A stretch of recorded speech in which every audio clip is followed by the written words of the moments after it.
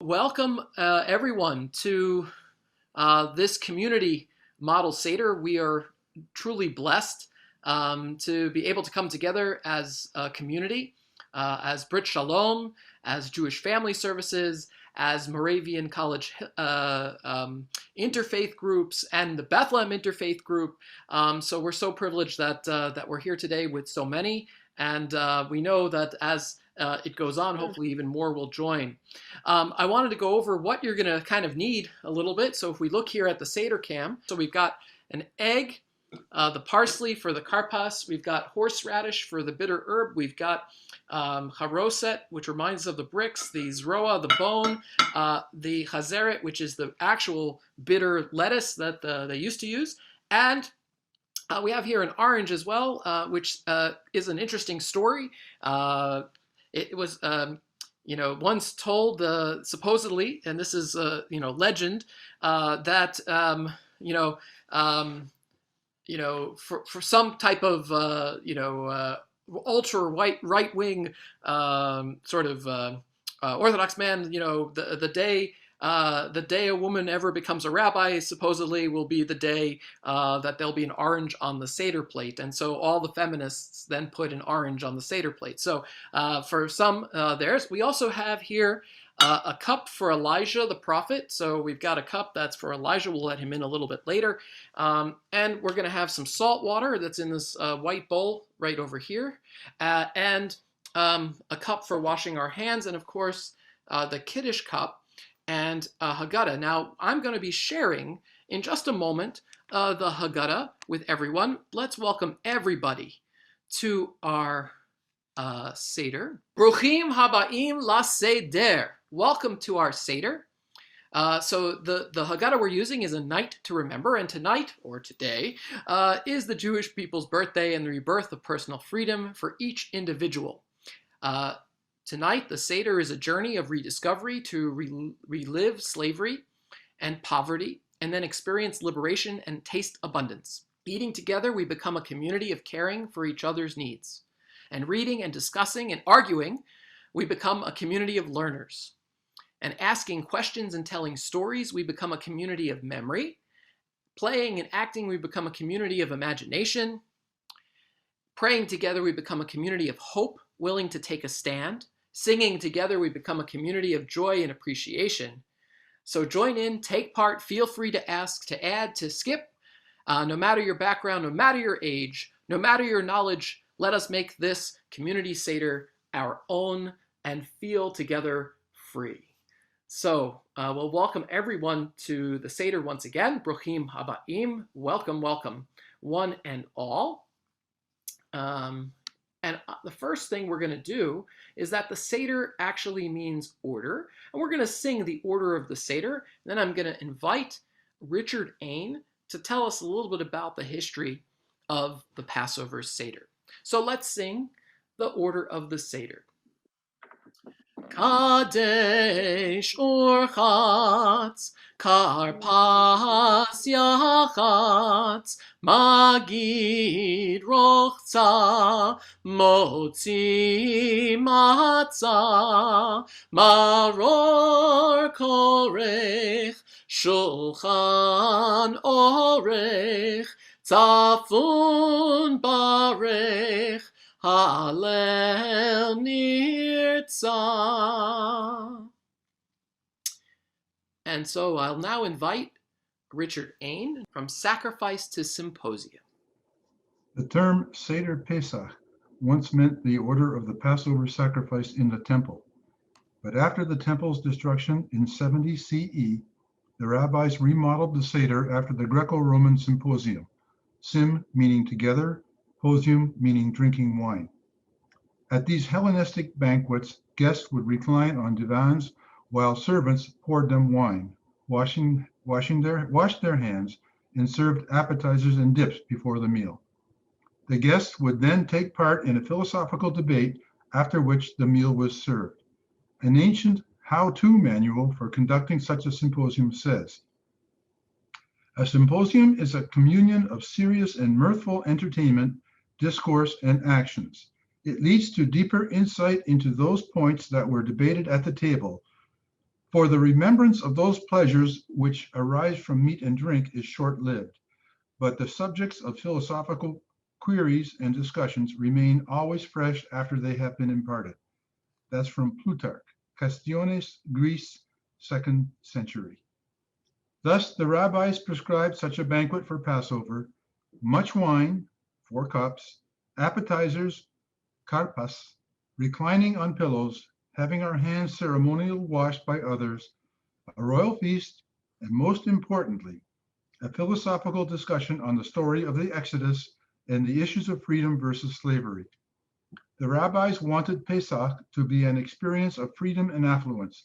Thus, they chose to borrow the dining habits of their aristocratic contemporaries. However, there is a fundamental difference. The Greco-Roman feast was for the rich only. It exploited slaves. It restricted asking questions and exchanging opinions to the ruling class, men only.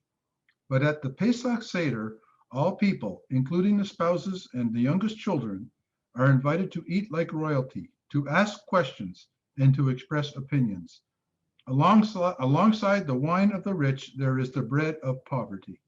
The needy must be invited to share our meal.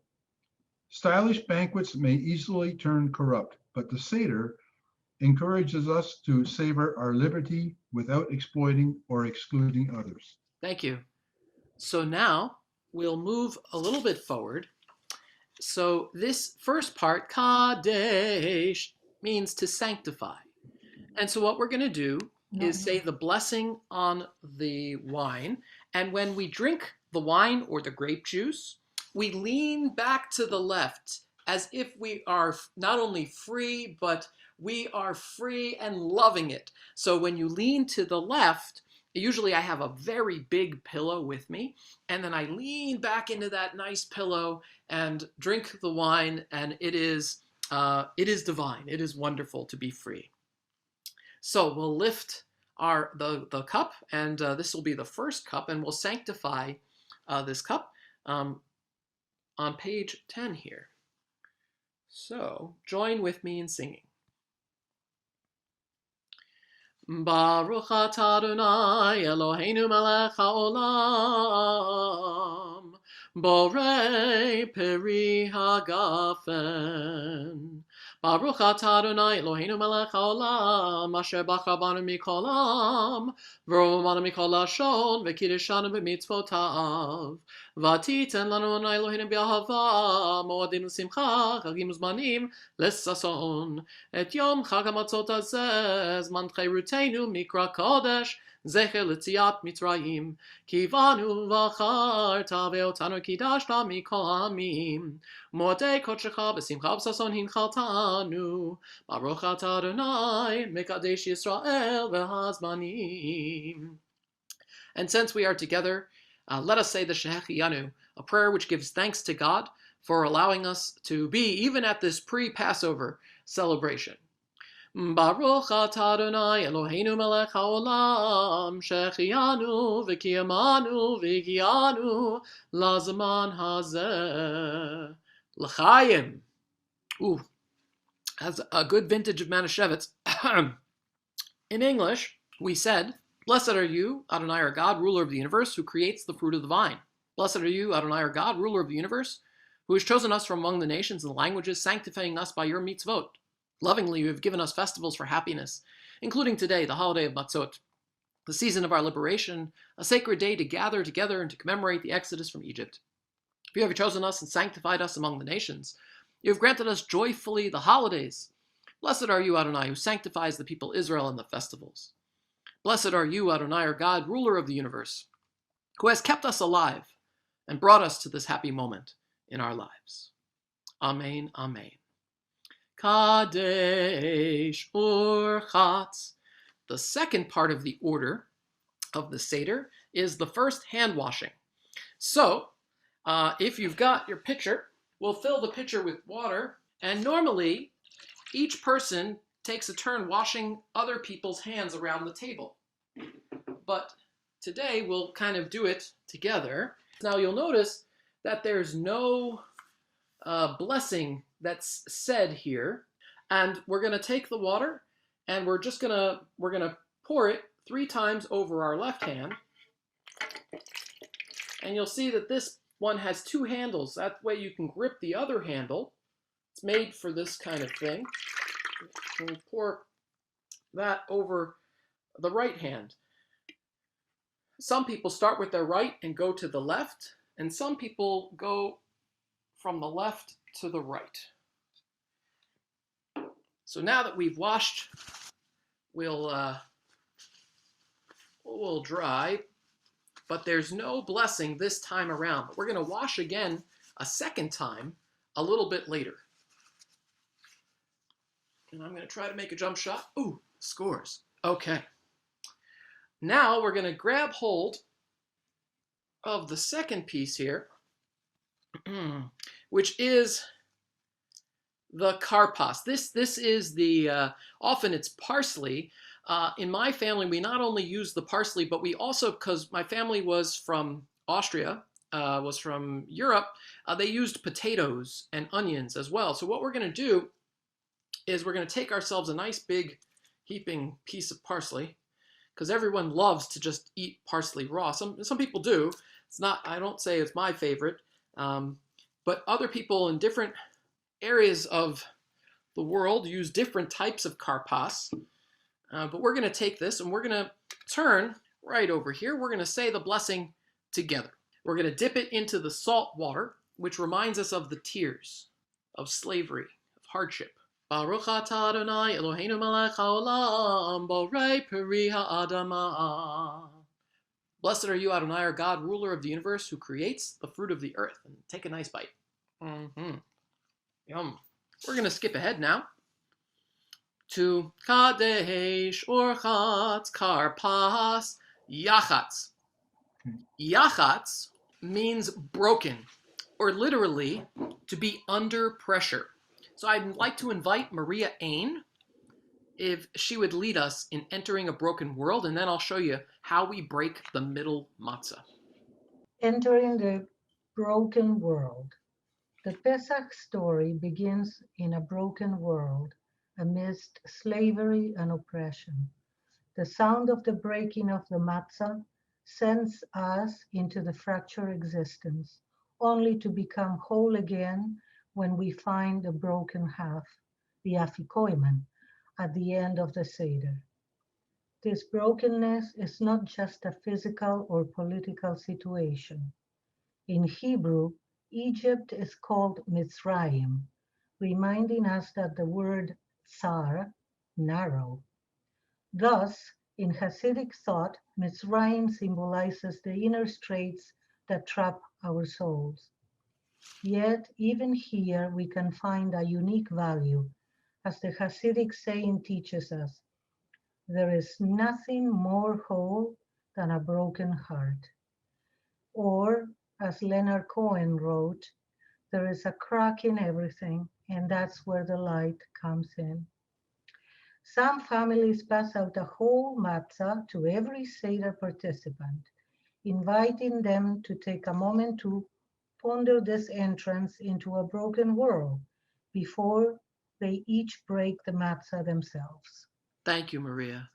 I'm going to invite everybody. There are, in this plate here, there's a cover that says matzah on it. And then underneath, there are 3 boards of, in this case, egg matzah. So we're going to take the middle board. We're going to take the middle board.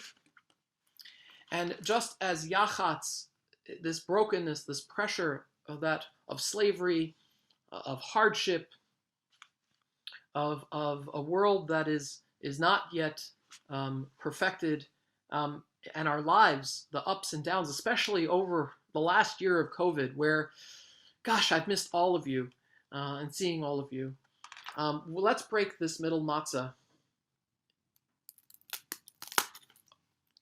So you'll see that I broke the matzah into 2 halves, and there's a smaller half and a larger half. We're going to take this larger half, and I'm going to stick it in a napkin over here. At home, I have a really fancy afikomen holder, but here we're just going to, although I'm sure you can get one in the gift shop, see Mickey for that. Well, I'm going to place the broken piece on the table, and hopefully it won't disappear before the end of the meal.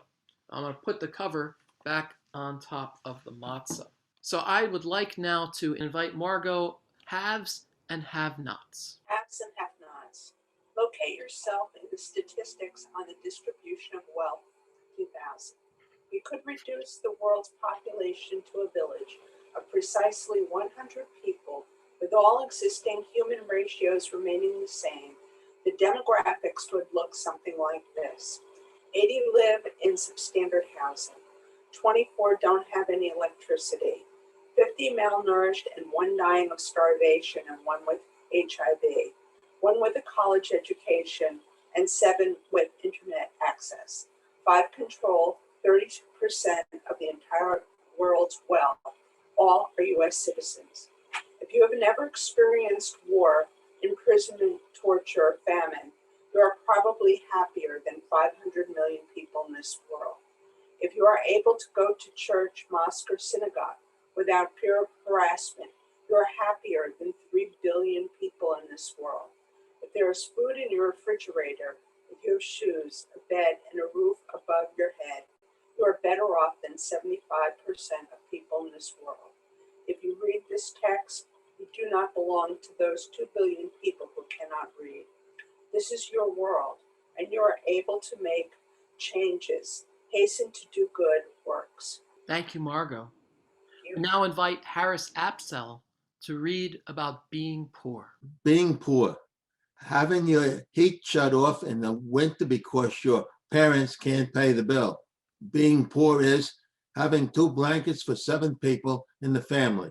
Being poor is wishing you could eat in a restaurant.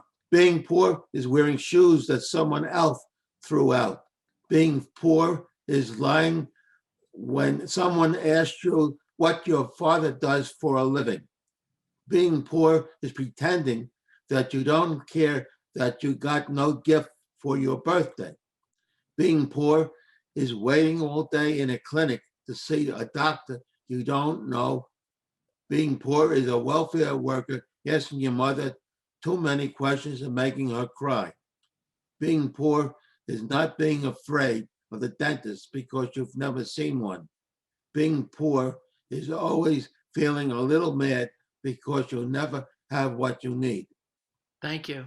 In this year, we have seen many, many people fall even further into poverty and need. We have seen so many people under pressure that were maybe just making it, just getting by in a normal year, struggling every single day. But this year especially, that we've seen so many more people that are in such great need, and that the demand for change and the demand to ask the questions, how can we live in a world that would allow, people to sleep out on the street, to not have enough food to eat, to not be able to heat their homes, or even be able to have the access for their children to go online for schooling since it wasn't in person. There are so many different areas, let alone seeing a doctor or getting any type of care. All of these things are areas where we still, as a world, as a community, have so far to go. And we've seen the racial inequality of a lot of it. We've seen just how income inequality and systemic racism play its part in exacerbating these conditions, and hope that we need to work for that change. I'm going to invite Judy Aronson to lead us in Halach Ma'anya, which I'll first do in Hebrew, and then Judy will repeat in English. It goes like this. This is good Aramaic for those who are keeping track. Halachmanya diachalu avatana be'ar adi Mitzrayim. Halachmanya diachalu avatana be'ar adi Mitzrayim. Kol dichvin yeteveucho, kol ditzrich yeteveivsach hashatacha, l'shana haba'ah, be'ar adi Yisrael, hashata avdei, l'shana haba'ah b'nei chorin. Judy. This is the bread of poverty and persecution that our ancestors ate in the land of Egypt. Let all who are hungry come and eat. Let all who are in need come and share the Pesach meal. This year, we are still here. Next year, in the land of Israel. This year, we are still slaves to our 11th plague. Next year, we will be free. Thank you. We showed the matzah. We'll now put the cover back on to the matzah. We had uncovered that. And we'll now turn over to Larry on needy but not poor. Although they may initially seem redundant, the two invitations we issue in Halakma Anya, let all who are hungry, kol dikfin, enter and eat, and let all who are in need, kol ditzrik, come and celebrate the Passover, in reality are not redundant.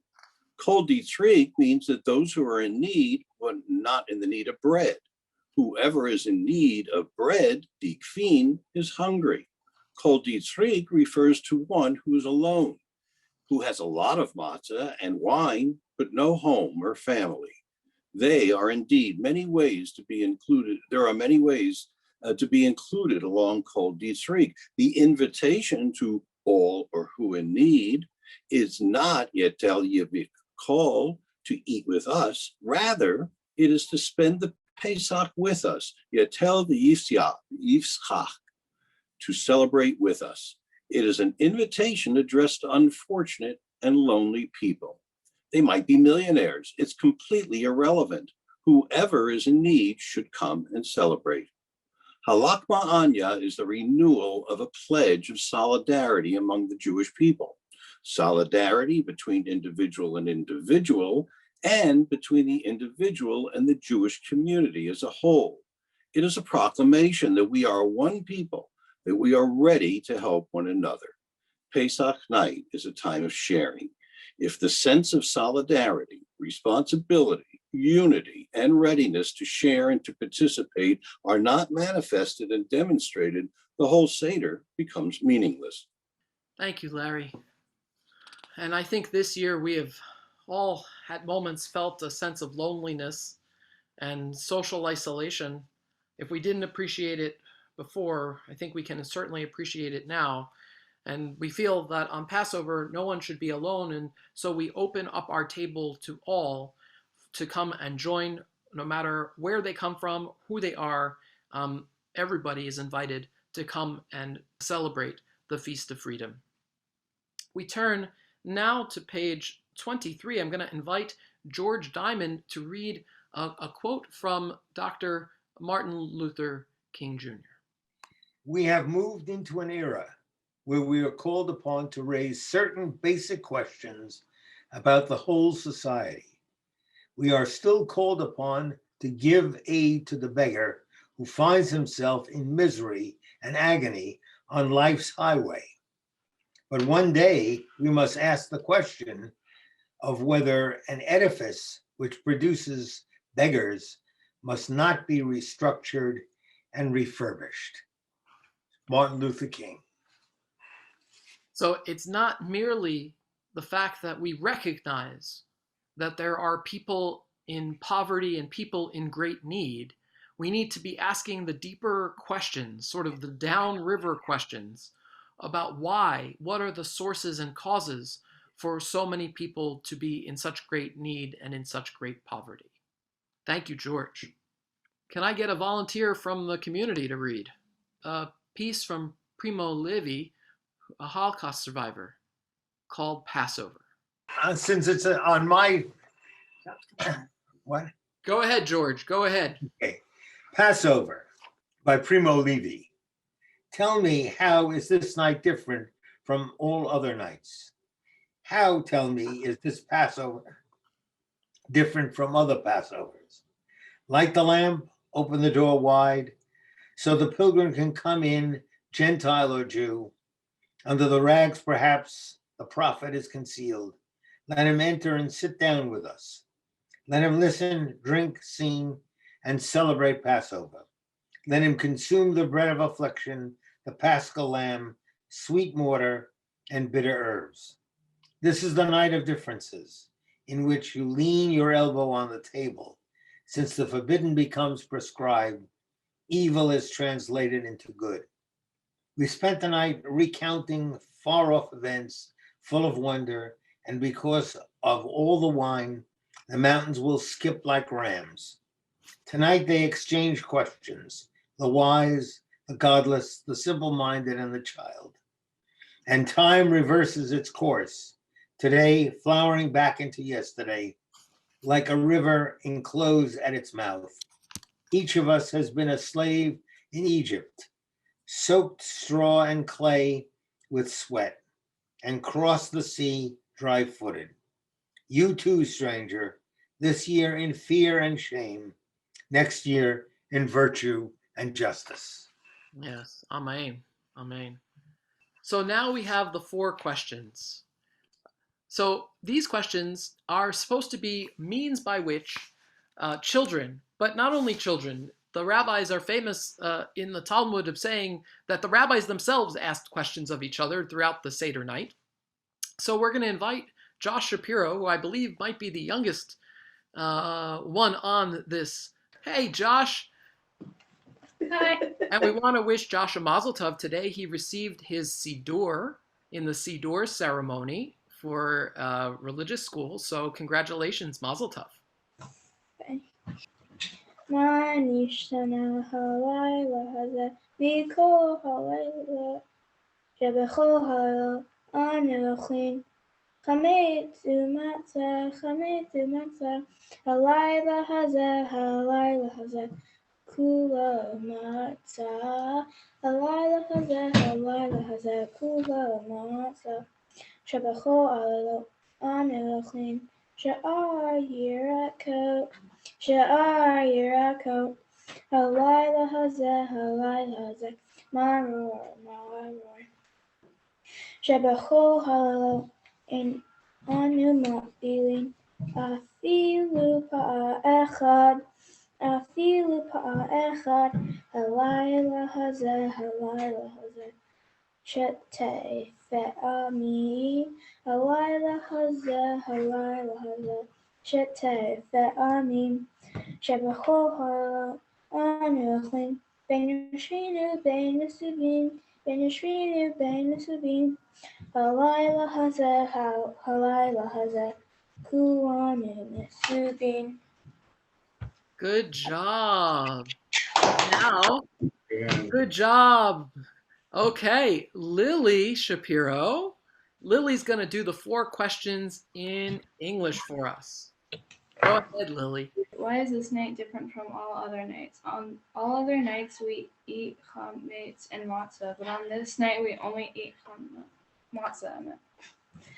On all other nights we eat many vegetables, but on this night we eat maror. On all other nights we do not dip even once, but on this night we dip twice.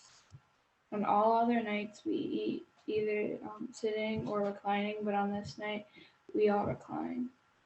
Thank you, Lily. Thank you. So these are 4 starter questions that hopefully throughout the night we're going to get to learn more about. Hello, Shapiros. Hi, Ezra. Hi, Barbara. So I'm going to ask now Sandy Greenfield. I'm going to once again share my screen with the Haggadah. We're going to ask Sandy Greenfield on the stupidity of actually having an answer, right? And by the way, back in the times of the Talmud, the rabbis would, or even before the Talmud, in the time of the Mishnah, the rabbis would actually throw kids nuts and candy and all kinds of things to keep them awake throughout the Seder. And that was part of this whole idea and experience, transmitting the wisdom of one generation to the next, asking questions, figuring out why this night indeed is different than other nights. Sandy, take it away. Novel, the stupidity of having an answer. A novel does not assert anything. A novel searches and poses questions. I invent stories, confront one with another, and by this means I ask questions. The stupidity of people comes from having an answer for everything. The wisdom of the novel comes from having a question for everything. The novelist teaches the reader to comprehend the world as a question. There is wisdom and tolerance in that attitude. In a world built on sacrosanct certainties, the novel is dead. The totalitarian world is a world of answers rather than questions. There, the novel has no place. In any case, it seems to me that all over the world, people nowadays prefer to judge rather than to understand, to answer rather than ask, so that the voice of the novel can hardly be heard over the noisy foolishness of human certainties. Ilan Kundera. Yeah, certainly. I think that's very true. And so it is about the questions. They matter more. And asking good questions all along the way is something we do during the Seder and continue to do, not only the ones that are sort of in the book itself, but we'll see lots of questions we can come up with ourselves as well. We'll now continue on page 26. We're going to move here to questions are a paradox, and I'd like to invite Dr. Lori Hertz. Questions are a paradox.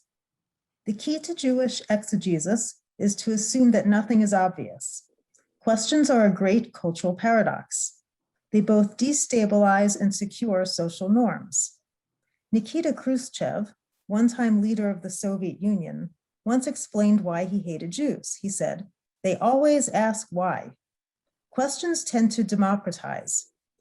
Ease with questions conveys a fundamental trust in the goodwill and the good sense of others. Autocrats hate questions. We train children at the Passover Seder to ask why, because tyrants are undone and liberty is won with a good question. It is for this reason that God loves it when we ask why. Consequently, we celebrate challenging the Torah to make sense, and above all, to be a defensible expression of divine goodness. When we ask good questions, the Torah is given anew on Sinai at that very moment. Yes, and there we got the cat in the hat with the matzah, and I don't know what he's throwing here. It could be a matzah ball or a falafel ball, but that wouldn't quite work for Pesach. Either way, wonderful. Thank you, Dr. Hertz. Thank you, Lori.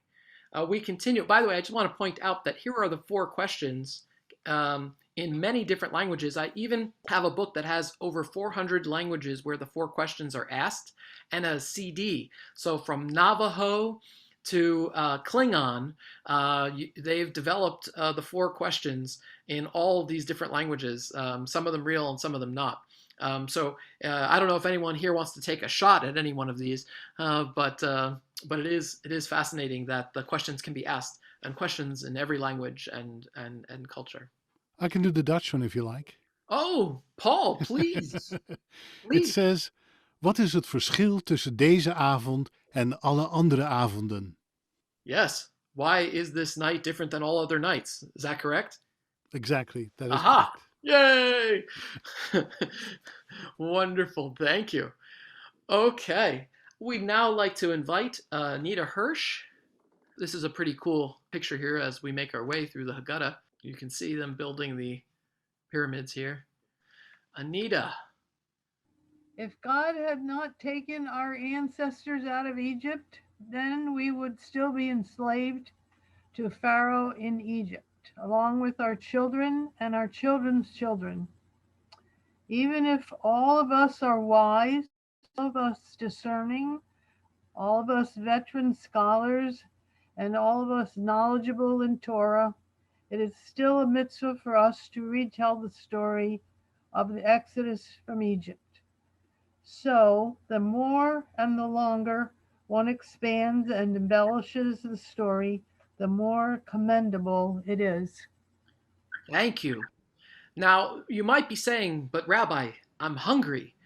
Please eat more parsley. That's what the karpas is for. In my family, again, we have potatoes and onions that we dip in the salt water.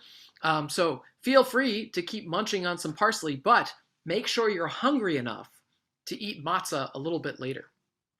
We have the Hieroglyph Times.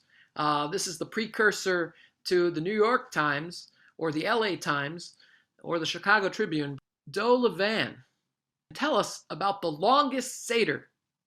A tale is told of Rabbi Eliezer, Rabbi Yehosha, Rabbi Elazar, son of Azariah, Rabbi Akiva, and Rabbi Tarfon, who reclined at the Seder in Bnei Brak.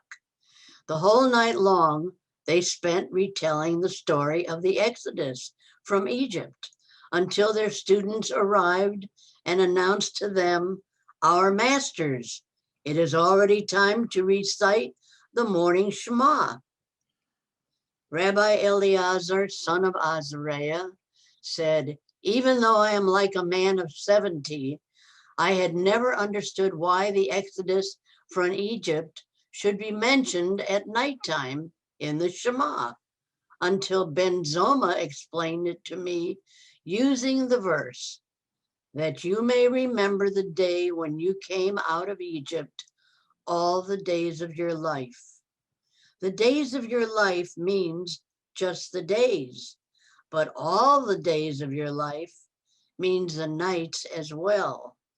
However, the rabbi explained, the days of your life mean this life, but all the days of your life means the days of the Messiah as well."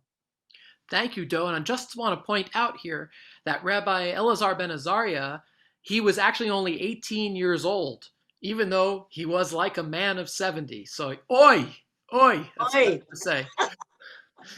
We need to learn about these four children, the Arba'a Banim. Blessed be God.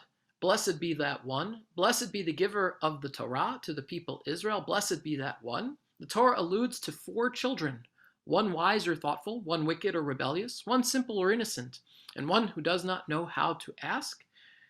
And so, let us start with the Chacham. Barbara. The wise or thoughtful child. What are the testimonies, the statutes, and the laws which Adonai our God has commanded you?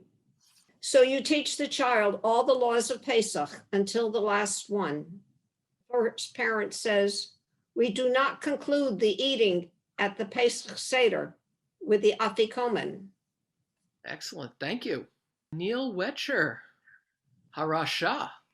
The narrator asks, what does the wicked child say? The wicked child says, whatever does this service mean to you? The narrator says the child emphasizes you and not him or herself. Since the child excludes him or herself from the community and rejects a major principle of faith, you should set his or her teeth on edge and say, it is because of this that Adonai did for me when I went free from Egypt. The narrator says, me and not the one over there, had there been one there, he or she would not have been redeemed. And now the simple child. Okay, what does the simple child ask? He asks, what is this? The narrator, and you say to that child, with a mighty hand, Adonai brought us out of Egypt, out of the house of bondage. Thank you, Neil. Now I'm going to ask Yale West, the child who does not know how to ask. She'eno yodei lishol, the child who does not know how to ask. As for the child who does not know how to ask, you should prompt the child. The Torah says, you shall tell your child on that day, it is because of this that Adonai did for me when I went free from Egypt. Thank you, thank you.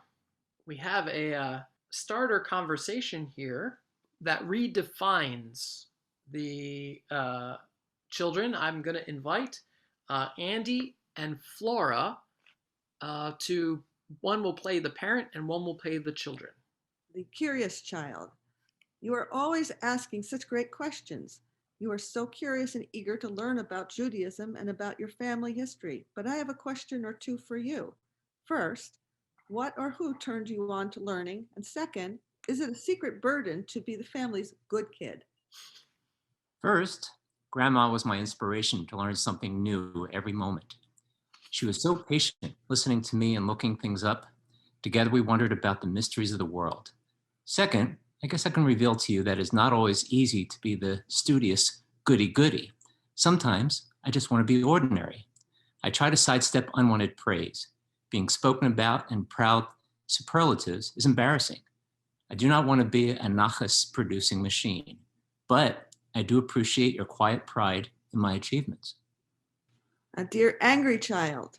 Okay, maybe I've gone overboard with my tough love. Perhaps I have followed the Haggadah's parents in excluding the wicked child. But I know how hurt parents feel because you too have spoken to me at times with such chutzpah, putting down your whole Seder thing. But I do not know how you feel beneath the skeptical facade. Talk to me. I promise not to be judgmental. After all, I too was a rebel against my parents and their Judaism. Your Judaism is fine for you, but not for me. You still do not hear me. I do not want to be here at this table. This you call the holiday of freedom? Huh? Freedom for whom? Not for me. I'm here because you make me. And to tell you the truth, many of the adults at this table right now feel the same way. This is your Seder, not mine. And dear sweet child, I must tell you what a joy and a relief it is to have a child as easy as you. I am always happy to listen to your questions. Still, sometimes I worry, will you ever become more critical and independent-minded like your older siblings? I love you too, but it's not always so simple to be your simple child. In many Jewish families, kids like me are considered a disappointment, but not all of us can be the best and the brightest. I cannot read the Hebrew and probably never will. So please do us both a favor and stop asking me to read out loud at every Seder. I see what my siblings have achieved, but I have my own ways of doing things. Please do not compare me, neither positively nor negatively. Dear quiet child, talking comes so easily to me that I don't always understand what is hidden in your head and in your heart. How do I get through to you? If I were suddenly to open my mouth, I would tell you, remember, still waters run deep. At this table, verbal dueling dominates too often. I would ask you to learn my language in which I am quite articulate. I am comfortable in the physical language of art and dance. Listen to me speaking the language of movement, of music, or color. Can you learn the eloquence of silence? You may discover that I, too, am wise, child, whose deepest insights can never be reduced to words. Thank you. Thank you. So I'd like to share now this picture. This comes from the Rabbinical Assembly's Haggadah. And this picture contains each of the 4 children in each and every one of them. That we're not a monolith, one being the wise or the wicked, rebellious or simple, or one who can't ask, but actually all of the 4 personality traits, types of are within each of us, and so contained there. And so it's hard often to categorize, and when we do that, we often miss the larger picture and miss seeing people for who they are by trying to sort of pigeonhole them into a particular mold or a particular type. So it's just something to be aware of, including just with people, not only with children, but with each other as well. So I wanted to just share that. We're going to skip on ahead. This is a cool picture of Abraham, or Avram at the time, breaking the idols in his father Terach's idol shop. That's a midrash, and I thought always a pretty neat picture of that, but we're going to move past it. I want to invite everyone here to sing along with me, if you know it, on page 62, V'hi she'amda. This is the promise that God made to Abraham between the Brit Bitarim, between the parts, that the generations to come would be slaves in a land they did not call their own, but God would eventually bring them out of Egypt. And we see this, unfortunately, in every generation, as there have been those who have risen up against the Jewish people and tried to destroy us. And yet, thank God, we are still here. So, Vahisha Amda, I'll sing, and then we can do a little English, and then I'm going to invite Mickey in a moment on page 64. Vehi she'amda lavoteinu velanu. Vehi she'amda lavoteinu velanu. Shelo echad bilevad amar aleinu lechalotenu. Shelo echad bilevad amar aleinu lechalotenu. Eile shebechol dor vador omdim aleinu lechalotenu. Eile shebechol dor vador omdim aleinu lechalotenu. V'hakadosh baruch hu matzilenu me'adam. V'hakadosh baruch hu matzilenu me'adam. We read together, this promise has stood us and our parents in good stead. For not only has one enemy stood over us to annihilate us, but in every generation enemies have stood over us to annihilate us. Yet the Holy One keeps the promise to save us from their hands. So this is a listing, not a complete listing, but a sad listing of years and dates where we have faced persecution, beginning slavery in Egypt, and moving throughout Jewish history through the Shoah, the Holocaust. You can see we've been basically kicked out of almost every country and persecuted, but we're still here. Mickey Wexler, Arami Oved Avi. Today, I want to tell Adonai our God how I have come to be in the land Adonai promised our ancestors to give to us. Deuteronomy 26:3. My ancestor was a wandering Armenian. He descended to Egypt and resided there in small numbers. He became a nation, great, powerful, and numerous. Then the Egyptians treated us badly. They persecuted us and subjected us to hard labor. We cried out to Adonai, the God of our ancestors. God heard our voice. God saw our persecution, our labor, and our oppression. God took us out of Egypt with a strong hand and an outstretched arm, with awesome power, signs, and wonders. Then God brought us to this place and gave us this land, a land of milk and honey. So as we go through the Seder, one of the things you'll see is that we often do so with haste, as with our bags literally packed. And many in our tradition actually pack a bag as if they're about to leave at any moment for freedom or from persecution. And so often we've always felt like we've had to move. That can be a very painful thing. If those remember the musical Fiddler on the Roof, leaving Anatevka, even though it was a shtetl, wasn't easy because, you know, your loved ones were buried in the cemetery. This was the place you were familiar. These were your neighbors, your friends. Leaving is never easy, but we always feel like we need to be ready at any moment to sort of take up our bags and continue our journey together. I'm going to invite Roberta Kaplan.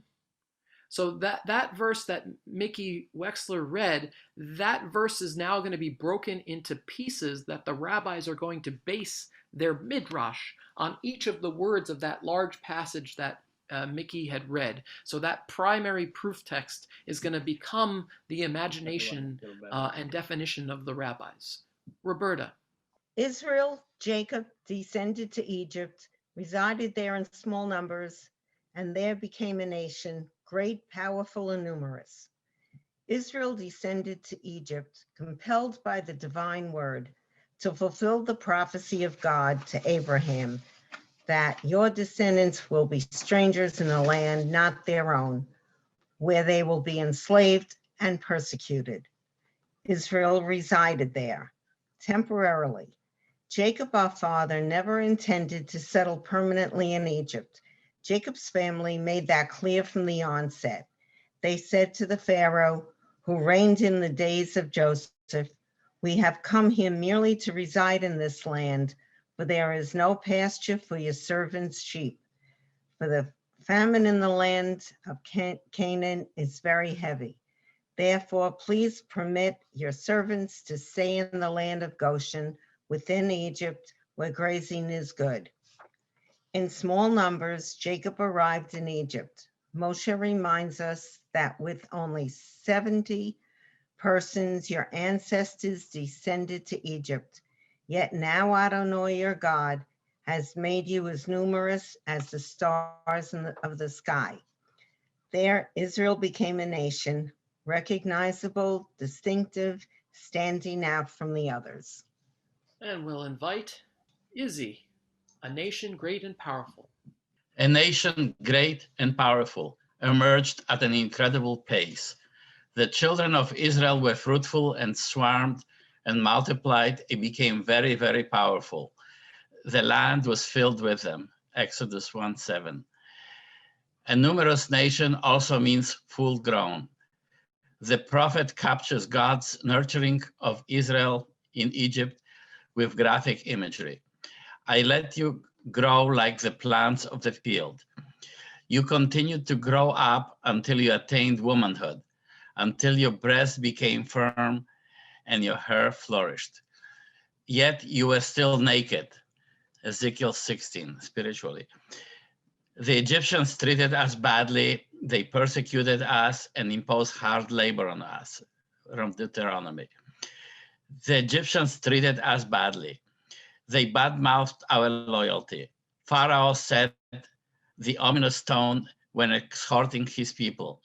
Let us outsmart them so that they may not increase. Otherwise, in event of war, they will join our enemies, fight against us, and expel us from the land. Exodus 1:10. Thank you. Before we continue with the next part that Jane Spitzer is going to read, I think this is an important lesson here, and I just wanted to point it out. What did Pharaoh do to convince the other Egyptians, right, to go along with his plan? He planted seeds of distrust. He planted seeds of distrust that the Jewish people weren't loyal. Exactly. And we've seen this is the MO of every dictator and tyrant, to find a particular group to highlight, to say they're not really American, right? They're immigrants. They're not really like us, right? To see that sort of that vitriol and that hate being spread is at first the fear of the other, to fear each other, because there are so many different peoples within a land or a community. And when fear leads to distrust, and distrust leads to a sense of outrage and anger, then the people go along with what the Pharaoh wants. He has to lie to them to convince them that that the Jewish people are a threat. And we see this consistently over and over. We saw it with Haman, boo, during the story of Purim and Esther. We saw this, of course, throughout Jewish history, especially during the Holocaust, where the Jews were made out to be the source of all the problems of Germany. And there are always scapegoats, if you will, those who are persecuted and targeted because they are different. And so this, I think, is really important to sort of point out. I'm going to invite Jane Spitzer. They persecuted us. They put taskmasters over Israel to constrict their labor in order to persecute them with their burdens. They built for Pharaoh the garrison cities of Pithom, House of God, Atum, and Ramses. domain of the sun god Ra. They imposed hard labor on us. The Egyptians worked the children of Israel harshly, degrading us with backbreaking and spirit-crushing labor. We cried out to Adonai, the God of our fathers. God heard our voice, saw our persecution, our labor, and our oppression. We cried out to Adonai. This was the turning point. After many, many days, the king of Egypt died. The children of Israel groaned from under their labor and cried out in protest. Their cry for help rose up to God from their labor. God heard our voice, just as it said in Exodus. God heard the divine covenant with Abraham, Isaac, and Jacob. Okay, yeah, God heard their moans and God remembered the divine Yeah, I covenant. couldn't see that. That's okay, Jane. That's all right. I wanted to stop here just for a moment to add a little piece here. You'll notice one of the things that happens is that God knows what's going on, but waits for us to take the first step by crying out. And protest against injustice is an actual step of resistance. It is an actual step towards redemption. We see this a lot, that we often think that protest really doesn't change anything, but actually it is the first step in raising the social consciousness, and obviously here it raised the consciousness of God, to remember the promise that God had made to take and free the Jewish people, and God heard and saw our affliction and all of the persecution upon us, and so protest is an important part of making a change, and we shouldn't sort of poo-poo that. And it is an action that isn't violent. It's instead an action of the heart. It can be a cry from the heart. I'd like to now invite Barbara Valadares. God saw our persecution. The root oni, persecution, is similar to ona, marital intimacy, thus hinting at Pharaoh's policy of enforced abstention from ona, sexual intercourse. Perhaps that is delicately intimated when it says that God saw the children of Israel and God knew. Their marital suffering for knowledge has sexual overtones, as in Adam knew his wife Eve. Our labor refers to the sons, the lost fruits of our labor, who were drowned in Egypt. Pharaoh proclaimed, every son who is born shall be cast into the Nile, while every daughter shall live. Our oppression refers to the pressure which the Egyptians applied to them.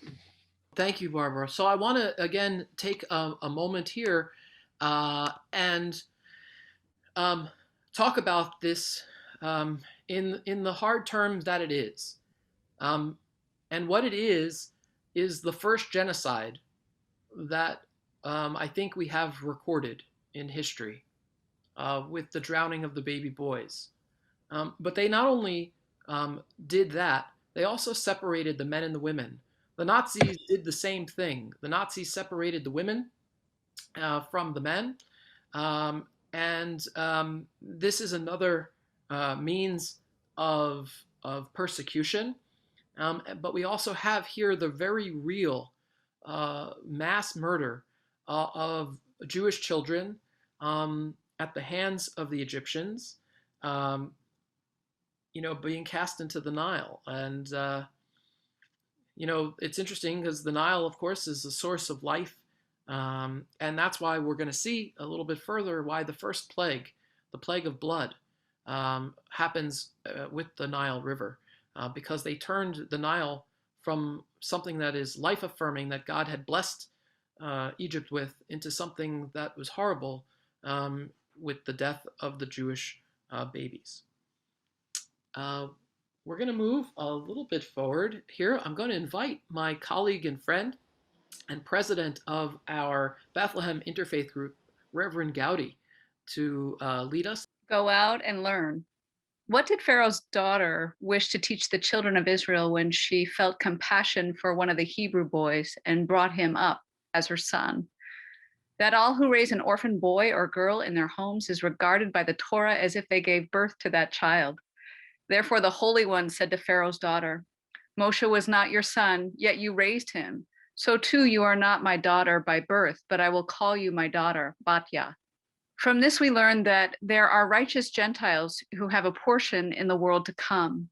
In every generation, the divine Shekinah spreads its wings over us and raises up men and women from the Jewish people and from the nations of the world, whose courage and spiritual strength save us from arbitrariness, from terror, and from indifference that rise against us to annihilate us.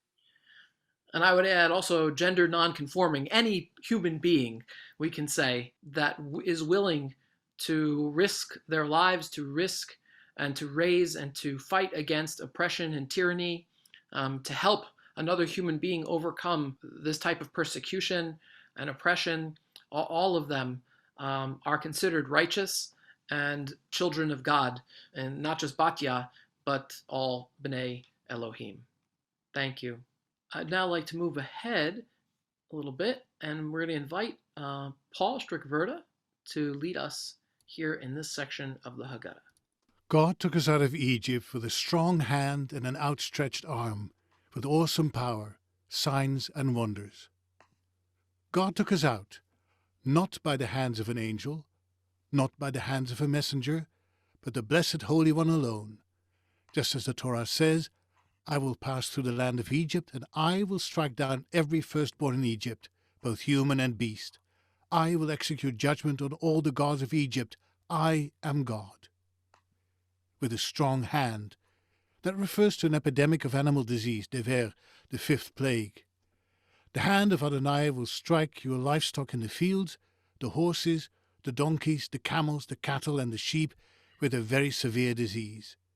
An outstretched arm. According to an Afghani Jewish custom, the leader of the Seder raises the bone, zeroah, from the Seder plate as a symbol of God's outstretched arm, zeroah. With an outstretched arm refers to God's sword as a metaphor for the plague of the firstborn, just as it does elsewhere. David woke up and saw the angel of Adonai standing between heaven and earth with a drawn sword in his hand, outstretched against Jerusalem. With awesome power refers to the revelation of God's power to our very eyes. That is just what Moshe tells us. Did a God ever before attempt to come and extract one nation for himself from the midst of another nation by prodigious acts, by signs and wonders, by war, by a strong hand and outstretched arm, an awesome power as Adonai your God did for you in Egypt before your very eyes? With signs refers to the staff, as God told Moshe, take the staff in your hand to do signs with it. With wonders refers to the plagues of blood, fire and smoke that are recalled by the prophet Joel. Before the great and terrible day of Adonai comes, I will set wonders in the sky and on earth, blood, fire, pillars of smoke, da'am, drop of wine, va'esh, drop, v'terumor, a drop, v'temrot hasham, drop. The sun shall turn to darkness and the moon into blood. God's finger in the 16 drops. It is a medieval custom to dip one's finger in the Seder's second cup of wine and to remove 16 drops of wine. As each plague is recited, we decrease our own joy drop by drop as we recall the enemy's pain. Besides the 10 plagues, the extra 6 drops correspond to the 3 prophetic plagues mentioned by the prophet Joel, blood, fire, and smoke, and the 3-word abbreviation of the 10 plagues invented by Rabbi Yehuda, the Tzak, Hadash, Bakab. Thank you, Paul. Thank you. So, in order to do this, we're going to need to fill the second cup. Now, it is tradition that each time the cup is filled, usually everybody fills for each other, that you don't fill generally your own cup when it's the Seder, but you fill someone else's cup, because we're each in community with each other, and because we're all free, we fill each other's cups so that no one feels that they have to do it for themselves. So right now, if you can, If you have more grape juice or wine, please fill your cup. I'm going to just grab my jug of Manischewitz, the official sponsor of today's Seder. And of course, I've already spilled on the cloth a bunch of times today. So I'll ask you, if you have your little plate in front of you or a napkin, we're going to take the drops out each time we mention one of the plagues. So I'm going to share my screen once again with the 10 plagues, and we'll remove a drop. Now, I like to when I'm teaching this to kids, say that we feel the hurt, we're saddened that the Egyptians had to suffer for us to go free, that these plagues were really hard and harsh and hurtful. And there's a famous midrash of the splitting of the sea, where where the angels ask God, hey, we want to sing of your glory and power, just as the Jewish people were singing the song of the sea. And God tells the angels, no, my children are drowning. And so we too feel for the Egyptians, and our joy is diminished at their suffering. The Blessed Holy One brought 10 plagues on the Egyptians in Egypt, and these are the 10. I'll recite them in Hebrew.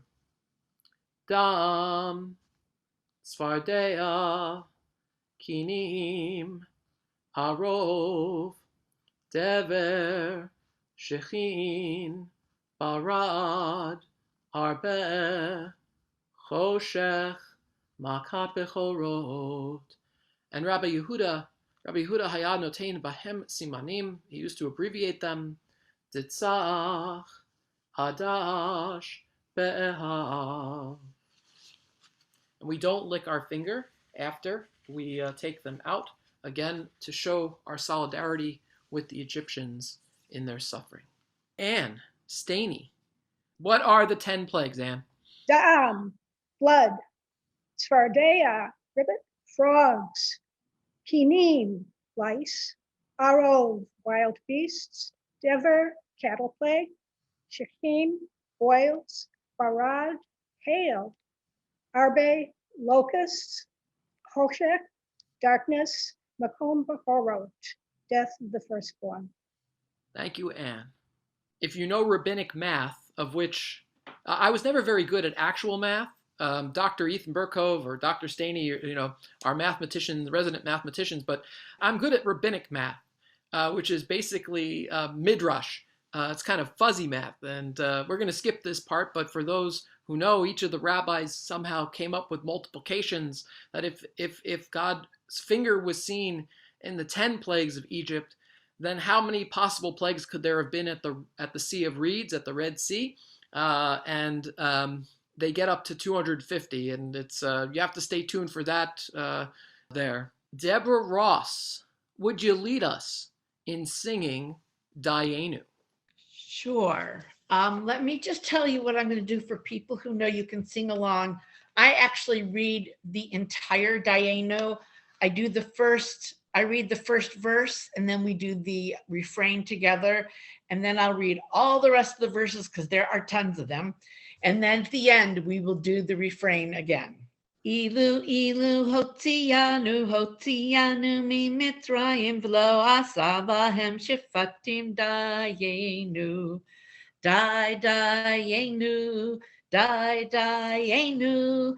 Dayenu, dayenu, dayenu, dayenu, dayenu, dayenu, dayenu, dayenu, dayenu. Ilu asa b'hem shifatim v'lo asa v'elohehem dayenu. Ilu asa v'elohehem v'lo harav et b'chorehem dayenu. Ilu harag et b'chorehem v'lo natan lanu et mamonam dayenu. Ilu natan lanu et mamonam v'lo karalanu et hayam dayenu.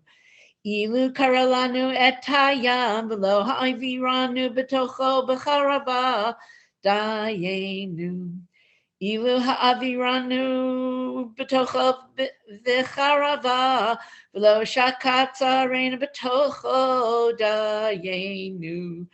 Ilu shekat tzarenu b'tocho, v'lo sipek tzarkenu b'midbar 40 shana dayenu. Ilu sipek tzarkenu b'midbar 40 shana, v'lo hechilanu et taman dayenu. Ilu hechilanu et taman, v'lo natamanu et tashabat dayenu. Ilu natamanu et tashabat, v'lo karvanu lifnei har Sinai dayenu. Ilu karvanu lifnei har Sinai, v'lo natamanu et Torah dayenu. Ilu natamanu et Torah, v'lo hichnisanu la'eretz Yisrael dayenu. Ilu hichnisanu le'eretz Yisrael, v'lo vanalanu et beit ha'bechira dayenu. Together, dayenu, dayenu, dayenu, dayenu, dayenu, dayenu, dayenu, dayenu, dayenu, dayenu, dayenu. Thank you, Deborah. That was beautiful. Thank you. And now I'm going to ask and invite, I like this one, Let My People Go. In fact, I remember in 84, I want to say, the March on Washington for Soviet Jewry. I still have my banner. I had a little pennant, and all the schools, the Hebrew schools and buses from all over came to march for Soviet Jewry for the refuseniks. But Dick and Sarah Sandler, would you lead us Pesach, Matzah, and Maror? And for this, we need props. We need some props. So I'm gonna hold some up. Go ahead. Rabbi Gamliel used to say, all who have not explained the significance of three things during the Pesach Seder have not yet fulfilled their duty. The three are the Pesach lamb. And here I have the bone, symbolizing that, the zroa. Oh yes, good job. By the way, for vegetarians, this is very important. The rabbis in the Talmud replaced the zroa with a beet. If you have beets, you can put a beet in place of the Pesach. So the zroa. The matzah is here. It's a square because it's thank you Manischev. It's egg matzah, but it's you can also get, of course, matzah that is round called shmura matzah. And what's the other one is the maror. Now you might be saying, but Rabbi, you're holding up bitter lettuce leaves. The fact is, back in the original maror was bitter lettuce. It was not horseradish. Although in Mother Russia, the steppes of the tundra, they had to dig up roots because they didn't yet have bitter lettuce. But most of the rabbis in ancient times were talking about this stuff, arugula. Here I've got romaine, something that's actually bitter. Of course, horseradish isn't bitter. It's pungent. It'll clean your sinuses out, but it's not quite bitter. But this stuff can be. Please, a Pesach al Shumma. The Pesach lamb that our ancestors ate in the days of the temple. Why did we used to eat it? To remind ourselves that God passed over our ancestors' houses in Egypt at this very hour, on this very date. Moshe instructed us, when your children ask you, what do you mean by this ceremony? You shall say, it is the Passover offering to Adonai, because God passed over the houses of Israel in Egypt when God struck the Egyptians, but saved our houses. Excellent. And we have here Rabban Gamliel. He's got a nice little souvenir shop, of course. And of course, he's got matzah in the background there and other things. So we'll move on. Hold on. Matzah. I'll have to hold up the matzah again. Holding up the matzah. Go ahead. Thank you, Rabbi.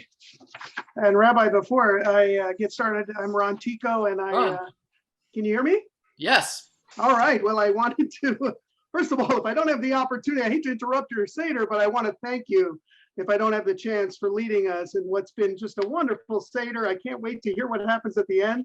So thank you so much. And I watched you drinking those cups of wine. I'm so grateful you live right across the street from the synagogue. So wonderful. But now for matzah. Matzah al shuma. This matzah, why do we eat it? To remind ourselves that even before the dough of our ancestors in Egypt had time to rise and become leavened, the ruler of rulers, the Holy One, was revealed and redeemed them.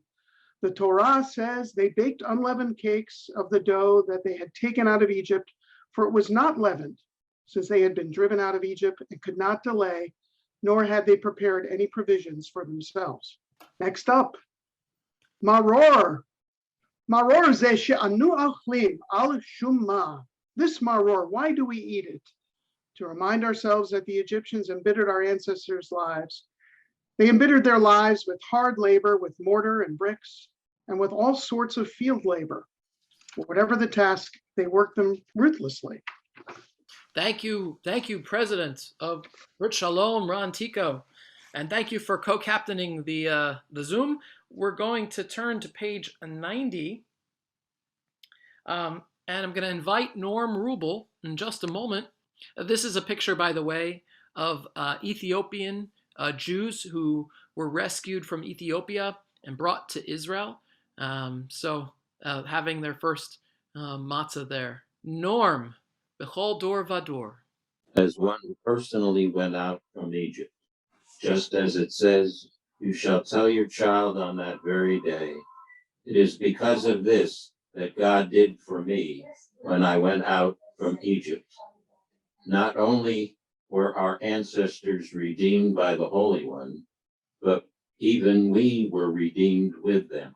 Just as it says, God took us out from there in order to bring us and to give us the land God swore to our ancestors. Thank you, Norm. This is a little piece of Hallel, which we usually sing. But we're going to move past it. This is the Hallelujah traffic caravan flowing to the promised land. Part of this, as you know, when I sing it, you get to repeat it once we get to that part. So we'll sing along together. B'tzeit Yisrael mi Mitzrayim Beit Yaakov me'am lo'ez Hayta Yehuda lekodsho Yisrael mam shelotav Hayam rav ayanos Hayarden yisov le'achor Heharim rakedu che'elim Givaot kivnei tzon. Now here's where you get to repeat. This is Psalm 114 here. Malech hayam kitanus hayarden tisov leachor heharim tirkedu che'elim Gevaot kivnei tzon milifnei Adon chuli aretz milifnei Eloah Yaakov hahofchi hatzor agamayim Chalamish lemainomai.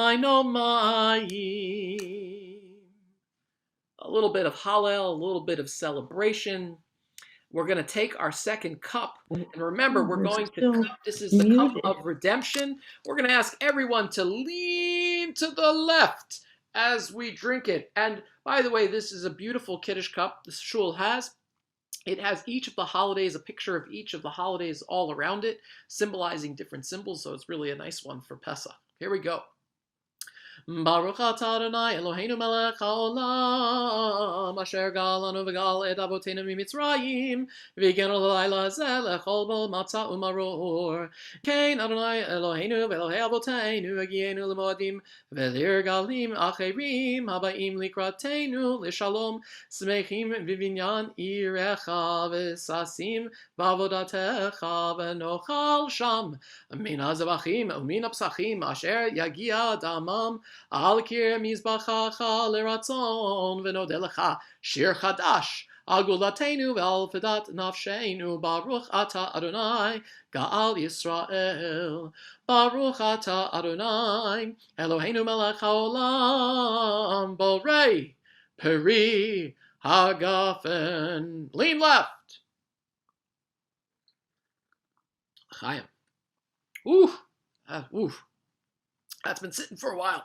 I'm now going to invite our friends Leon Zoller and Chelsea Karp from Jewish Family Service to lead us here in this page. The first thing we're going to do is we got to wash that dirt right off of our hands. We got to wash our hands. So of course there's a blessing for washing. This is the second washing. So I will once again grab my bowl, grab some water in the pitcher here, pour some into our two-handed washing cup. We of course have these in the gift shop for those who would like one. Okay. Baruch atah Adonai Eloheinu melech haolam asher kiddushanu b'mitzvasav al netilas yadayim. Amen. Blessed are you, Adonai, our God, ruler of the universe, who sanctified us by commanding us to wash our hands. Yes. Now we'll take the matzah. Grab your matzah. Go ahead, Leon. Or Debbie. Baruch atah Adonai Eloheinu melech haolam hamotzi lechem min haaretz. Amen. Baruch atah Adonai Eloheinu melech haolam asher kiddushanu b'mitzvasav v'tzivanu al achilat matzah. Amen. So now we get to eat some matzah. Yum. Chelsea, the English. Blessed are you, Adonai, our God, ruler of the universe, who extracts bread from the earth. Blessed are you, Adonai, our God, ruler of the universe, who sanctified us by commanding us to eat matzah.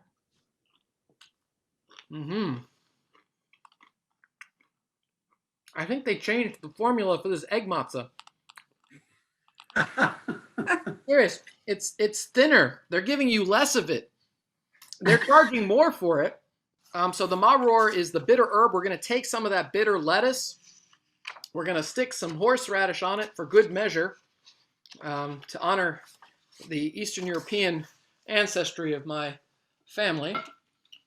Bitter lettuce, arugula. I've got here things, so we're going to take some of that, throw that on there. We've got, we're on here, everyone can see. Debbie, please, the maror. Baruch atah Adonai Eloheinu melech haolam asher kiddushanu b'mitzvasav v'tzivanu al achilat maror. Blessed are you, Adonai, our God, ruler of the universe, who has sanctified us by commanding us to eat maror. Woo!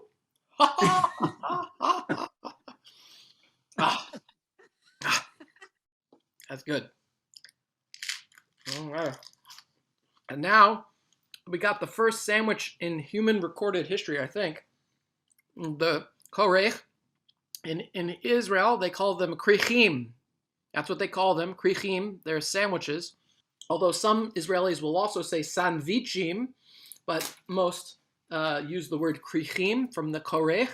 So in order to make this, you need a couple of things. One, a piece of matzah and a second piece of matzah. You need some of the charoset, which is, look, the apple and the cinnamon and the wine and some walnuts or other types.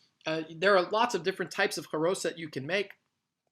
You put some of the charoset on, and then you put some more of the maror on, and you put them together. You don't need to say a blessing because we've already said it. But Debbie, would you read for us this sandwich? This sandwich is eaten in memory of Pesach in the temple as Hillel used to celebrate it. He could sandwich the Pesach lamb between matzah and maror and eat them all together in order to observe the law. You shall eat it, the Pesach sacrifice, on matzot and maror. Okay. Here are a couple of different recipes for charoset, although I think I put one in the master ingredient, but the Moroccan one uses dates.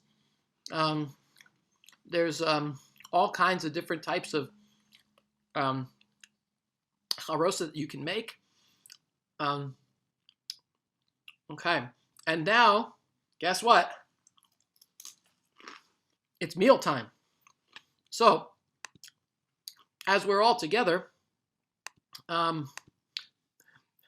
just thought I would let people unmute themselves during this moment, this pause in our Seder, to say hello, to introduce yourselves, to wish each other Chag Sameach, and just it's wonderful to have so many different people, members of Brith Sholom, members of Jewish Family Service, members of the Bethlehem Interfaith Group, members of Moravian College, all these different groups coming together to enjoy this model community Seder. So feel free, unmute, say hello. Hello. Hello. Everybody. Hello. Hi, everyone. Hi. Aziz, Hello, everyone. Hello. Hi, Norm. Hello, good seeing everybody. Hello. Yes. Hello. Hi, Judith. Hi, Do we Judy. get on? Yeah. Well, he's rotating people. Oh, is he? Hello. How are you? Wonderful Everybody? Hi, Sandy. Hi, Norman. Hi, Hello, Dick. Hello, everyone. how are you? And Sarah. Yeah, that was me. Your ship has come in, Dick. Greetings and With this voice, how can you define? Can't forget who I am. Don't think so. No, I'm in No. down there. Well, if you click on that, then it's going to. Stop video, okay. Is the cooking on Thursday or Tuesday? It's on Thursday. Thursday. There's the cooking, You're the sure? Passover cooking Positive. demonstrations are on Thursday At 3? at 3. Yes. Okay, I will try again. What happens Also- how does it work if you can't tune in at 3? Can you tune in later or it just is at 3 o'clock? We will eventually be putting all of these videos onto our website. But okay. at the moment, they're not in the edited form to be able to do that. But we will be putting how to make your own gefilte fish, and I've done the Izzy Studenko version. I opened the lid. I love that. Thank You you. opened the jar? There you I opened the jar. I opened the jar. Which, by the way, sometimes isn't easy. But That's right. but our What? Izzy did it magnificently. thank you. Izzy, good job, Izzy. I've also got here some toasted marshmallows and hazelnut chocolate chip macaroons. So I didn't buy any macaroons. what I can. Oh, what do you got there, Rick and Marcy? Chocolate macaroon. Chocolate macaroons. There you go. Crack into those now. That's definite. Yes, B'tei avon. I will say that those members of Brith Sholom, you will be receiving, hopefully sometime on the 21st, 22nd, somewhere around there, a package from Brith Sholom. Oh, look at her cat behind you. Oh. Judith's cat. The cat decided to join the. You can't have chocolate. Right what there. a pretty cat. Yeah. Thank you. She says thank you, Neil. She couldn't care less. She's cute. Yeah, of course. All cats are cute. Third cup. And then we're going to welcome Elijah. Cup number 3. Baruch Adonai, lean to the left. I lean to the right. We're leaning more and more. That's the idea. Yep, we are leaning one more. If I lean any further to the left, I'm going to fall off my chair. Yeah, all right. We got to welcome Elijah. Elijah the prophet. So he has his own cup This year, he'll be visiting your house wearing a mask. So he comes, he'll be wearing Elijah's coming with a mask. But don't worry, open the door. Don't open the door right now. We'll sing Eliyahu Hanavi, Baruch haba to Eliyahu. Baruch haba. Eliyahu Hanavi. Eliyahu Hanavi. Eliyahu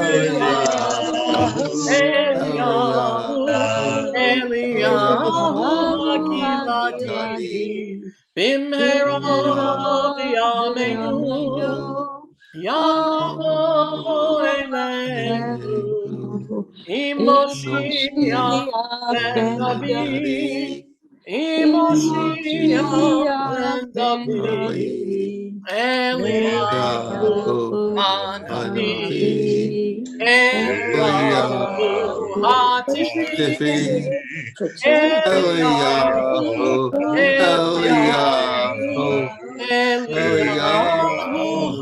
Hagiladi. The next part, Kadesh Orchatz Karpas Yachatz Magid Rokta Motzi Matza Maror Korek Shulchan Orech Zafun Barech Hallel. So we've got our little bit of Hallel. We're only going to do one small piece of it. So sing along with me if you know it. Again, this comes from the Psalm, the book of Psalms. Adonai zicharanu yivarech, yivarech et Beit Yisrael, yivarech et Beit Aharon, yivarech yirei Adonai, haktanim ima gidolim, Yosef Adonai alechem, alechem ve'al b'neichem, beruchim atem l'Adonai, Oseh shamayim ba'aretz, shamayim shamayim l'Adonai, ve'haaretz natan lifnei Adam, lo hametim ya'aleluya, ve'lo kol yordei duma, v'anachnu mevarech ya, me'ata v'yad olam, me'ata v'yad olam, hallelujah.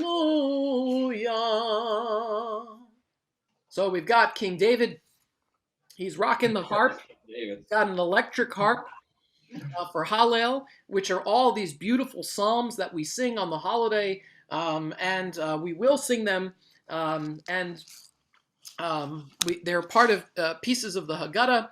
So guess what? After Hallel, we fill cup number 4. Cup number 4. That's right. Excuse me. Is this what they mean that when you're in your cups?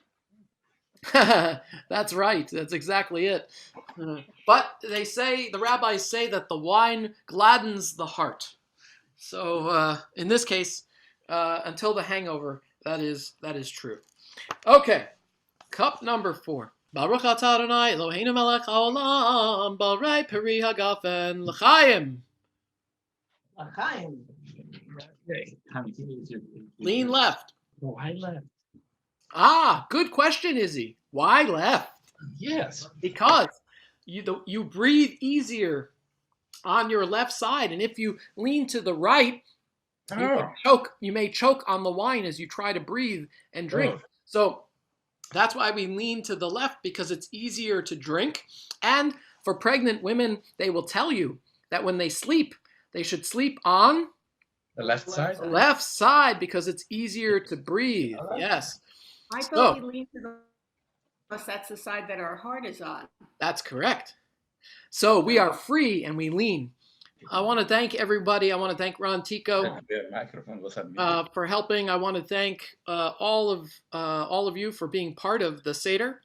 I wish we could be together and we can give out more parts and we can have more people around. And I really think it would just be wonderful that once we can do this again. But how about some Adir Hu? This is a good one. Adirhu, Yivne Beito Bekarov, Bimhera, V'yameinu Bekarov, El B'nai B'nai Beitcha Bekarov, Bachorhu, Gadolhu, Dalgulhu, Yivne Beito Bekarov, Bimhera, V'yameinu Bekarov, El B'nai Beitcha Bekarov, Hadorhu, Vatihu, Zakaihu, Yivne Beito Bekarov, Bimhera, V'yameinu Bekarov, El B'nai Beitcha Bekarov. I'm going to stop here just to translate, just for a moment. The word Bimhera means quickly in our days. B'yameinu Bekarov, quickly in our days may it be. And I have a lot of blessings I would like to say. Quickly in our days, may we soon vanquish the coronavirus. Quickly in our days, may we soon be able to hug each other, our children and grandchildren. And quickly in our days, may we be able to come back into the synagogues and churches, mosques, and our houses of worship to be able to pray together as communities. Quickly in our days, may we be able to come together in joy and celebration of all of the beauty that God has given us. And quickly in our days, may those who are ill be healed. And of course, as it says here, El B'nai, may we build the house of God and draw each other closer as we do so. Hadorhu, what's the one? Chasidhu, Tahorhu, Yachidhu, Yivne Beito Bekarov, Bimhera, V'yameinu Bekarov, El B'nai Bekarov, Kabirhu, Lamudhu, Melechu, Yivne Beito Bekarov, Bimhera, V'yameinu Bekarov, El B'nai Bekarov. That's a little taste. But now we have something we have to do. There are 2 songs that I need some volunteers for. So, in order to do this, we have some transliteration here. So you don't have to be a member of Brith Sholom, certainly, or JFS to be able to participate in this. This is a counting song, part of the Haggadah. Yeah. Echad mi yodea, echad ani yodea, echad Eloheinu, Eloheinu, Eloheinu, Eloheinu, sheba shamayim uva'aretz. It's a counting song. Who knows 1? And 1 is our God who is in heaven and on earth. And who knows 2? 2 are the tablets of the covenant. And it builds one upon each other until you get to the very end where in one breath you do all 13, woohoo, all 13 pieces together. So this is sort of a fun song. The Seder is, of course, not complete without all of these songs. So we'll sing a few. Let's see. Who knows 2? Go ahead, Judith. I do a different tune for my family, though. Go ahead. Okay. Shnayim miyodea, shnei lukum. Ani yodea, shnayim lechut habrit, echad Eloheinu shabat shamayim uvaretz. Nice. I know that tune too. Shlosha mi yodea, shlosha ani yodea, shlosha avot shnei luchot habrit, echad Eloheinu shabat shamayim uvaretz. That's also a pretty classic tune. Yeah. Okay, who knows 4? Arba mi yodea, arba ani yodea. Arba imachot, shlosha avot, shnei luchot habrit, echad Eloheinu shabat shamayim uvaretz. Okay. Who knows 5 are the sections of the Torah? Go ahead, Siona. And it's again a different melody. Okay. Go ahead. Chamisha mi yodea, chamisha ni yodea, chamisha chumshei Torah, arba imahot, shlosha avot, shnei luchot habrit, echad Eloheinu shabashamayim uva'aretz. Beautiful, absolutely beautiful. Who knows 6? 6 are the orders of the Mishnah, the sections of the Mishnah, the early rabbinic teaching. I like Oh, Fiona's Fiona, you're too. on the hook for number 6. Shisha miyadeya, shisha niyadeya, shisha sidre mishnah, chamisha chumsei Torah, arba imahot, shlosha avot, shnei luchot habrit. Everybody, echad Eloheinu shabashamayim u'haaretz. Way to go, Kozovitsky. It's my grandpa's melody. Yes, the great cantor Moshe Kosovitsky, may his memory always be for a blessing. Thank you so much for sharing that. Yeah. 7 are the days of the week. Okay, Shiva mi odea, Shiva ani odea, Shiva yemei shabta, Shisha sidred mishnah, Chamisha chumshei Torah, Arba imot, Shlosha avot, Shnei luchot habrit, Echad Eloheinu, Sheba shamayim u'va'aretz. And of course, this one goes on, but we have one more. And I just add, beautiful Rabbi Singer, and your father or grandfather was also chazan. No. Well, my ancestors in Europe were the alter chazan, but it was my great grandfather. That's great. That's how we got the name Singer. We were the alter. And you inherited it. You sing beautifully. Thank you. Okay, we have Haggadah.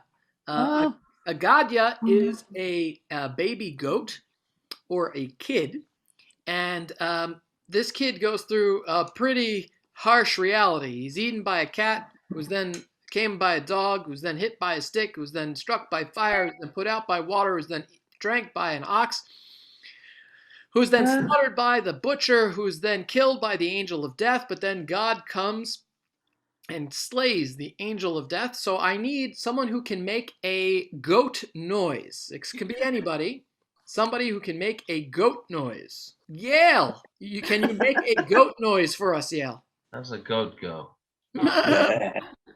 You'd be a good goat. Isn't that a sheep? Well, yeah, well, it's similar. A sheepish goat, then.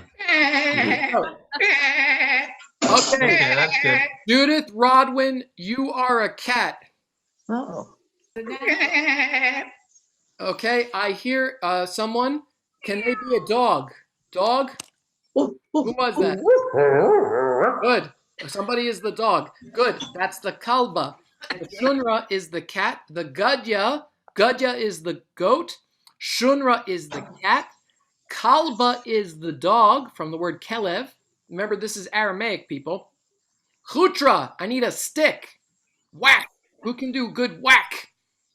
I'll be the stick. Excellent. You are the stick. That's the chutra. When you hear the word chutra, you got to go whack. Okay. Okay. Now, I need someone who can be the fire, the nura. Sizzle, sizzle. Who can do it? Crackle, crackle, crackle, sizzle, sizzle, sizzle. I need someone to do water, Maya. So I'll do it. Good. You're the Maya. Whoosh, whoosh. Excellent. Whoosh, whoosh. I need someone who can be the Torah. Here, Torah means an ox or a cow. So Torah doesn't mean the Torah like in the ark. This is the Torah. Oh, excellent. Whoever did that, you are the Torah. Whoever did it. That's fantastic. Yeah, I need the shochet. I need the butcher. Give me a butcher.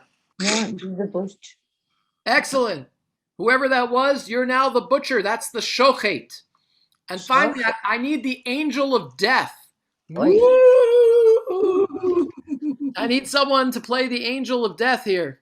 I need somebody. Oh, good. Whoever that is, you're now the Malach Hamavet, the angel of death. I need someone now to play God. Who would like to play the role of God? I see Pam, my reverend friend Pam. You, Pam, you're it. You are the Kadosh Baruch Hu. Okay. Most likely you may sing Hallelujah, Hallelujah. That's always a classic when we get to God. Okay, so now, here we go. I'm going to start to sing, and when it's your part, I'll give you a hint before. Here we go. Chad Gadya, Chad Gadya, Dizban Abba Bitre Zuze, Chad Gadya, Chad Gadya. Let's hear the Gadya, the goat. Excellent, goat. Good job. Good job. Yeah, there you go. Okay. V'ata shunra, the cat. Really stoned. The ochla lagadya, that ate the goat. I don't know where. Goat. Ivan Abba Bitre Zuze Chad Gadya, Chad Gadya. V'ata kalba, came the dog. V'nashaf l'shunra, and bit the cat. The ochla lagadya, that ate the goat. Izban Abba Bitre Zuze Chad Gadya, Chad Gadya. V'ata chutra, and then came the stick. Whack. Excellent. V'hika lakaba, and hit the dog. V'nashaf l'sura, that bit the cat. That ochla legadya, that ate the goat. Ivan Abba Bitre Zuze Chad Gadya, Chad Gadya. The Atanura, and came the fire. The Saraf lechutra, that burnt the stick. Whack. The Hika lekalba, that hit the dog. The Nashaf leshunra, that bit the cat. The Ochla legadya, that ate the goat. Dizban Abba Bitre Zuze Chad Gadya, Chad Gadya. The Atamaya, came the water. Swish. The Chava Lenura, that put out the fire. The Saraf Lechutra, that burnt the stick. Whack. The Hika Lekalba, that hit the dog. The Nashaf Leshunra, that bit the cat. And the Ochla Legadya, that ate the goat. That my poor father bought for 2 zuzim. Chad Gadya, Chad Gadya. The Ata Torah, came the cow, or ox. Vishata Lamaya, that drank the water. Swish. The Chava Lenura, that put out the fire. The Saraf Lechutra, that burned the stick.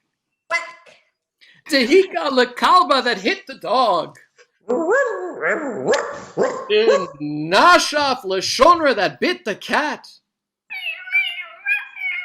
The Ochla Legadya, that ate the goat. Izban Abba Bitre Zuzah, that my father had bought for 2 zuz. Chad Gadya, Chad Gadya. The Ata Hashochet, the butcher, came. Okay. The Shachat Litorah, and slaughtered the cow. The Shata Lamaya, that drank the water. Swoosh. The Chava Lenura, that put out the fire. The Saraf Lechutra, that had burnt the stick. The Hika Lekaba, that hit the dog. The Nashaf Leshunra, that bit the cat. The Ochla Legadya, that ate the goat. Yizban Abba Bitre Zuzah, that my dad bought for 2 zuz. Chad Gadya, Ve'ata malach hamalvet. The angel of death came.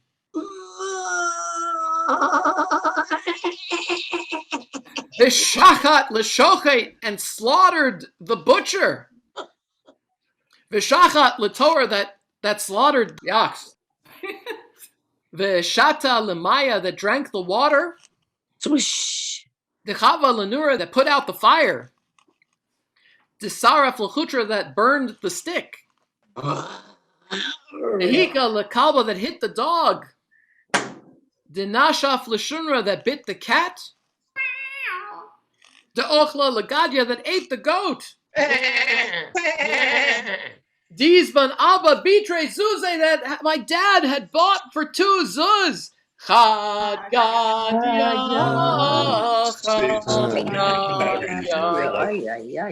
Ve'ata Akadosh Baruch Hu, God, the Holy One.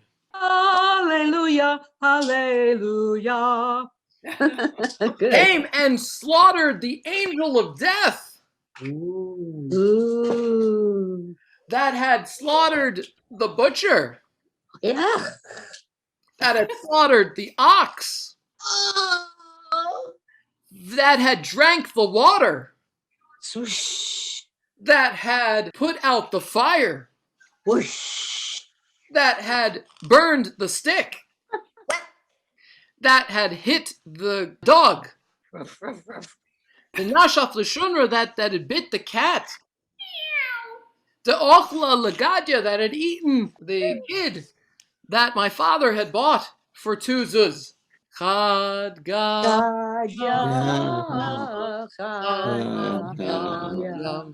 Now, does everyone know the real meaning of that song? No. The real meaning of the song. It's a lot of tourists. Yes, well, the real meaning, that's true. But God solved it all. Yeah, well, it means that God is greater than death. And that's an important idea, because if death were the ultimate thing in the universe, then that would be the object of worship. But because we believe that God is greater than death, and death is not the end, that God is greater, we therefore worship life, and we worship God, because we believe that in the end, that the angel of death is not the final say to our existence. And so that's why that song is there. Obviously, the goat, the baby goat, was often symbolic of the Jewish people, unfortunately, that had been slaughtered throughout the ages. But nonetheless, HaKadosh Baruch Hu, the Holy One, continues to sustain us. And we believe that death is not the end, and only a continuation of eternal life. So, important song, although fun to act out, of course, with masks and things, and my kids all take parts, and all of our religious school kids for always singing along. But so I hope you enjoyed that, and this will be the end of our Seder, except for one thing we have to do. There's one last piece to end our Seder, because we just can't end with the songs. We've got to end with next year. Chasal Sidor Pesach Kehilchato Kechol Mishpato V'hu Katav Kasher Zachinu L'Seder Oto Kain Nizke Lasoto. Concluded as the Passover Seder, finished down to the last detail, of course, in our Community Model Seder before Passover, with all its laws and customs that we have been conducted, so we may someday perform it in Jerusalem. Pure One who dwells in the palace, support your congregation, countless in number. May you soon lead the offshoots of your stock, bringing the redeemed to Zion. And we sing together. L'shana haba Yerushalayim, L'shana haba Yerushalayim, L'shana haba Yerushalayim, L'shana haba Yerushalayim, Hallelujah. Oseh shalom imromav, hu yaveh shalom aleinu, ve'al Yisrael, ve'imru amen. Yaseh shalom, Yaseh shalom, shalom aleinu, ve'al Yisrael, Yaseh shalom, Yaseh Shalom. Shalom Aleichem. Now call Yoshvei Tevel, and for all of those who are with us, may the God who makes peace in the heavens and here on the earth, may God grant peace over all of us together. Amen. Amen. Amen. Yeah. Yasher Koach, Rabbi. I hope you enjoyed that, Sandy. I sure beautiful. did. Very much, Rabbi. Very Rabbi, much. did you ever hear a Jewish cow? No, Dick. Rabbi Yasher Koach. Rabbi Yasher Koach. Baruch Tieh, George. Yes. Thank you. It's good to see you. You too. Thank you to all of our Wonderful time, Rabbi. Thank you all. Now, both. Thank you all of our guests for joining. Thank you. Thank you. Bye, all. Next It was a lot year, of fun. and next year in person. Amen. Amen. Next year in Virtual person. hugs, And then after everybody. that, Good to in see Jerusalem. you. Good to see you, Fiona. Hi, Siona. Welcome everybody from the community. Good Hi, to Rick and see Marcy. Great to see everybody. y'all.